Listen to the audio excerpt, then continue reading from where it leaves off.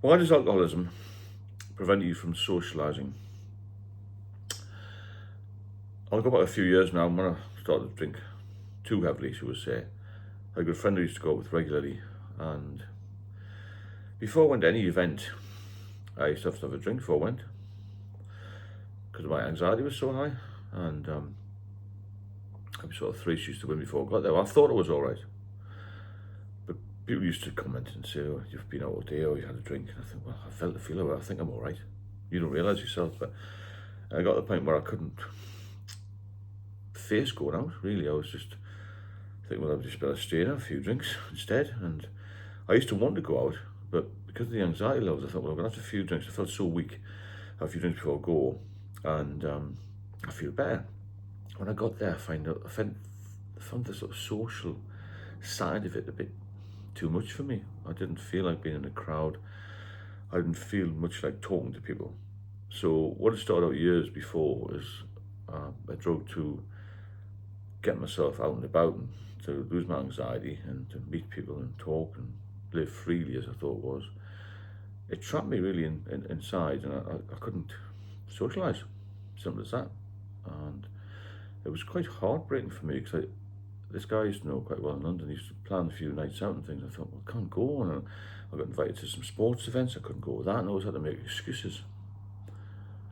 So I felt that if I went, I'd look a bit dishevelled. I didn't feel particularly well.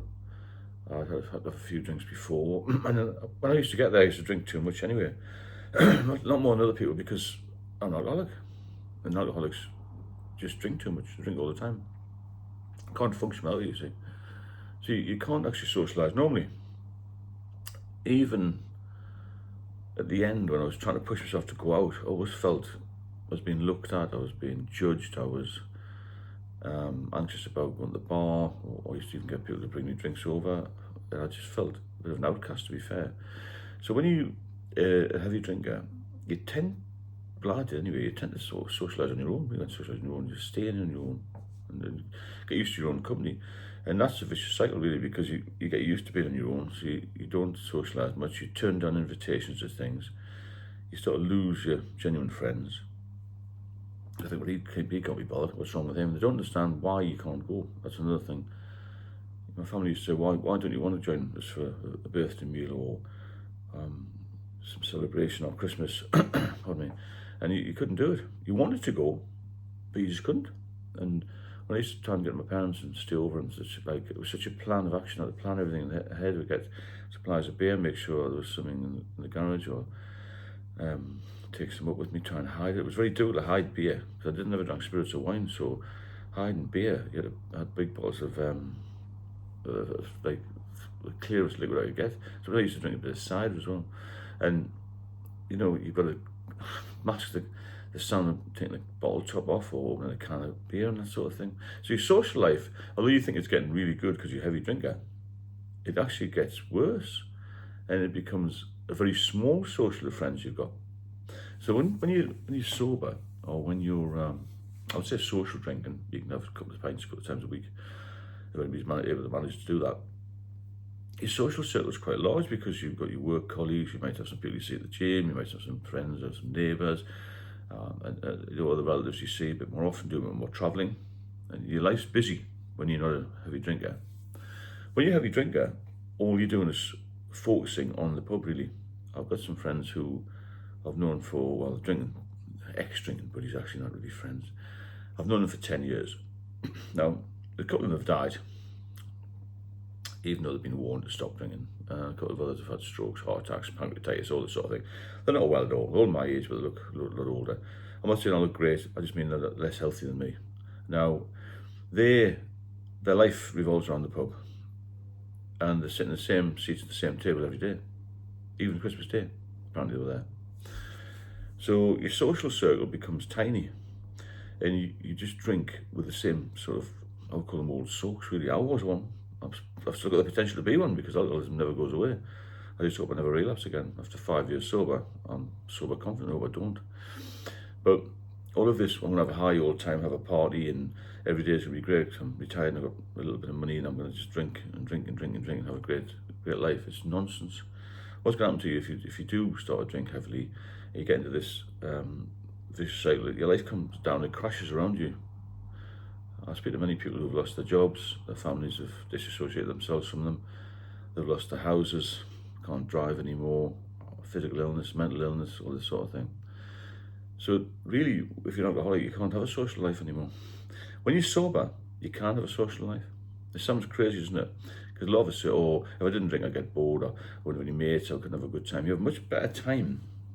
Well, I do now I'm sober, and you can as well. It's this fear of missing out thing, isn't it? A few people have relapsed over Christmas and New Year, which is half the course, to be fair, because that's when, you're not pushed into drinking, but a lot of other people are going out saying, oh, I wish I was there having a good time. What you got to do is disassociate the feelings of good time, because the feelings of good time have gone.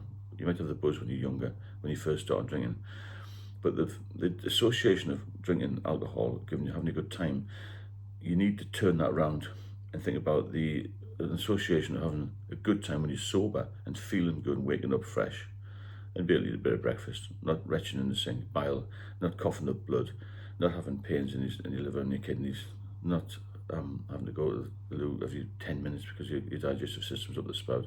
You can focus on your health when you're sober, and you can focus on hobbies as well. You get to know more people. More people will talk to you because, as my dad always said, everyone likes to drink, everyone likes to drink, but nobody likes to drink. It's very true. I've heard it a lot when I sort of focus on just the odd film and stuff, and it is true that everyone likes to drink, but no one likes to drink. But with an alcoholic, one drink's never enough, and 1,000, one drink's too much, isn't it? 1,000 is never enough. So your social life will just crumble around you again with everything else. It's very destructive, alcohol. Once it gets a hold, it just ravishes everything. It destroys your being, really. You're not the same person as you were, because it'll take everything from you, including your life in the end. That's why you've got to be so careful with it. And if you've been lucky enough to get sober, you're on the sober trail, then relapse is the last thing you want to do. So you've got to focus on that. Disassociate yourself from the feelings of being, wow, it's wonderful having a drink and everything's going to be rosy. Because not, it's going to destroy you, and it's going to take you down faster than snow off a dike, and that's the thing to focus on. Focus on your health, focus on your well-being, focus on the people you love, because I watch a few reels on these social media things, and there's a couple on there that say, when somebody's on their deathbed, they don't worry about what they've achieved, what trophies they've got, what's happened in their life, what they've managed to do, how much money they've got, or whatever. They focus on the people they've loved, really. And that's what you've got to think about. The people you love, the people you care for, the people who've loved you, they're the ones who matter. Nothing else matters, really. If you're losing your health, that's all you're going to care about. Because your health's your wealth, isn't it?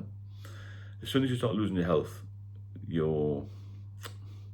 I suppose you take on life's totally different. My view on life's totally different to what it was 5 years ago, when I was sitting in the hospital and told I may die. Every day's a good day now. And my head is above grass, if that makes sense. You've got to focus on being well, because associate the pub and associate alcohol with destruction. That's the best way I can put it, really. And don't be tempted by that 1 or 2 pints, because you know in yourself you'll have a couple of hours of a good time and you'll regret when you come out of the pub, and you'll feel ill and you feel remorseful and all that sort of thing. However, on that note, if you benefit from the channel, please subscribe, and if you want to leave me any comments, please do, and I'll speak to you soon.